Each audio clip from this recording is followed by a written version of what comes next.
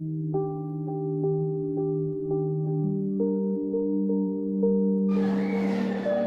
day, everyone. Welcome to Mathematics with Sam YouTube channel. My name is Osatuame Osawaru Edosama of JSS 2 Lotus Springfield High School. I'm here to find 20% of 120x.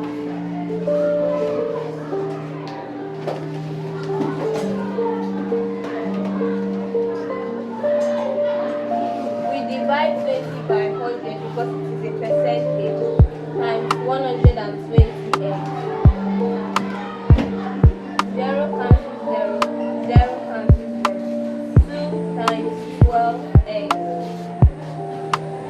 is equal to 24x. That's it, everyone. We have come to the end of our learning today. Please kindly subscribe for more interesting